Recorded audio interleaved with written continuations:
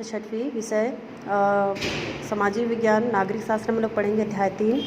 ठीक है, अध्याय 3 में क्या दिया है? पंचायती राज। तो पंचायती राज में क्या पढ़ेंगे देखना कि आइए इस पाठ में हम ग्राम पंचायत के गठन और उसके कार्यों के बारे में पढ़ेंगे। तो ग्राम पंचायत देखो, कमालपुर गांव के सामाजिक विज्ञान के शिक्षक ने कक्षा 6 के छात्र छात्राओं से पंचायत के बारे में पता करने को कहा है।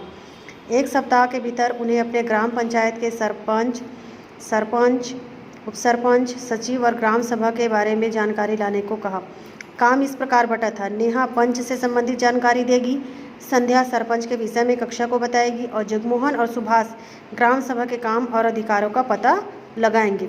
शिक्षक ने अभय से कहा कि वह ग्राम पंचायत के गठन के नियमों एवं उनके कामों के बारे में पता करे।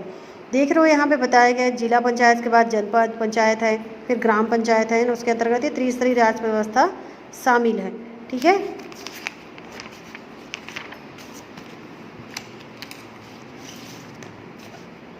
नेहा का काम बहुत सरल था। उसकी भाभी उमा जो थी वो मदनपुर की पंच थी। पंचों के बारे में जानने के लिए नेहा शाम का खाना खाकर उमा भाभी के पास पहुंच गई। वार्ड और पंचों का चुनाव देखो। नेहा बोलती, भाभी ये तो हम जानते हैं कि आप पंच हैं, मगर आप पंच कैसे बनी? क्या पंचायत में आपकी तरह और भी पंच हैं? उमा बोलती, किसी भी पंचायत में 10 से 20 तक पंच होते हैं। सभी वार्डों के वयस्क लोग जो 18 वर्ष की उम्र पार कर चुके उसको वयस्क बोलते हैं। ठीक है, वयस्क लोग मिलकर उन पंचों को क्या करते हैं? चुनते हैं। नेहा, ये वार्ड क्या होता है भाभी?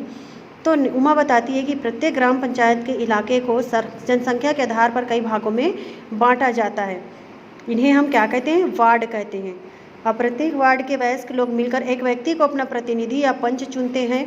इस तरह प्रत्येक पंचायत में 10 से 20 वार्ड होते हैं। मैं मातापुरा वार्ड से क्या बनी हूँ? पंच बनी हूँ। उमा भाभी ये तो ठीक है, मगर आप इस वार्ड की पंच कैसे बनी? उमा बोलती है, पंच के चुनाव में 21 साल या उससे अधिक उम्र वाला कोई भी व्यक्ति जो है वो खड़ा हो सकता है। चुनाव में खड़े होने वाले को उम्मीदवार कहते हैं और मैं मातापुरा वार्ड से खड़ी हुई थी। जब एक से अधिक उम्मीदवार होते हैं तो उसमें एक को चुनने के लिए मतदान होता है और वार्ड के लोग वोट देते हैं और जिसको सबसे ज़्यादा वोट मिले वह क्या बन जाता है? पंच बन जाता है। लेकिन मातापुरा वार्ड से मैं अकेली ही चुनाव में खड़ी हुई थी, इसलिए मतदान की जरूरत ही नहीं पड़ी। इसलिए विरोध मतलब वहाँ सिर्फ उमा ही खड़ी थी ना, और उमा खड़ी होने के कारण क्या हुआ? उसके विरोध में कोई खड़ा नहीं हुआ था, इसलिए उसको निर्विरोध मतलब बिना चुनाव के ही उसको पंच बना दिया गया। ठीक है, अब देखो मतदाता। नेहा, भाभी क्या हम भी चुनाव में मत दे सकते हैं? उमा, नहीं, अभी तुम और संध्या केवल 12 वर्ष के हुए हो।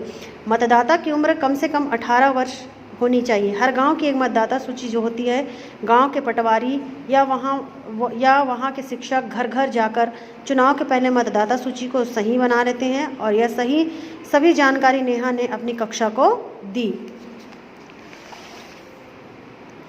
यहाँ पे देख रहे हो इनमें से थोड़ा थोड़ा मातापुरा वार्ड के मतदाता होंगे। देखो, सोनाल राम सिंह जो है उम्र 16, लिंग महिला है ना, और वार्ड का नाम है मातापुरा। ठीक है, ये सारे जो है मातापुरा वार्ड के मतदाता हैं।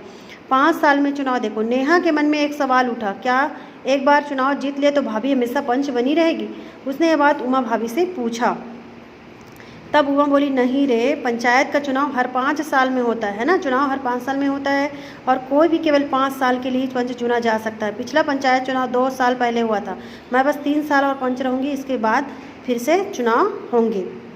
सरपंच और उप सरपंच। संध्या को सरपंच के बारे में पता करना था। वह एक दिन पंचायत भवन में गई और सीधे सरपंच कलावती से ही पूछताछ करने लगी। संध्या, आप सरपंच कैसे बनी? कलावती, पंचों की तरह सरपंच को भी सभी लोग वोट डालकर चुनते हैं। फर्क यह है कि पंच को सिर्फ एक ही वार्ड के लोग चुनते हैं, जबकि सरपंच को पूरे ग्राम पंचायत के मतदाता चुनते हैं। संध्या, मगर सरपंच बनकर आपको काम क्या करना पड़ता है? कलावती बोलती है कि सरपंच ही पंचायत का मुखिया होता है। मुझे हर महीने सभी पंचों को बुलाकर बैठक करानी होती है। इस बैठक की अध्यक्षता मैं ही करती हूँ, यानी बैठक को मैं ही संचालित करती हूँ।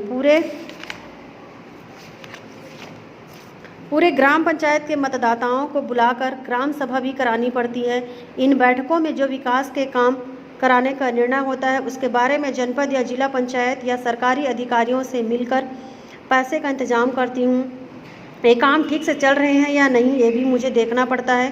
पैसे जो पंचायत को मिल रहे हैं और खर्च हो रहे हैं उनका हिसाब किताब भी देखना पड़ता है। संध्या, अरे आपको तो काफ़ी काम करना पड़ता है, लेकिन अगर आप बीमार पड़े या कभी कहीं शादी ब्याह में जाए तो क्या होगा? क्या पंचायत तब तक के लिए बंद हो जाएगी? तो कलावती बोलती नहीं नहीं, मैं नहीं रहती तो मेरी जगह उप सरपंच पंचायत का काम देखते हैं। मेरे न रहने पर तो वे बैठक की अध्यक्षता भी करते हैं, है ना। जब सरपंच नहीं रहेंगे उसके जगह पे कौन देखता है? उप सरपंच। ठीक है।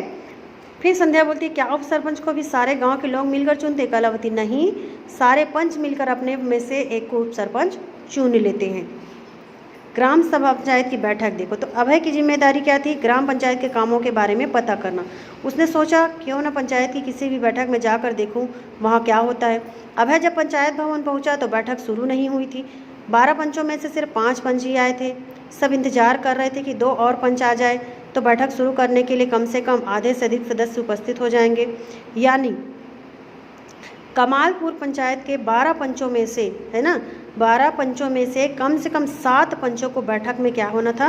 होना जरूरी था।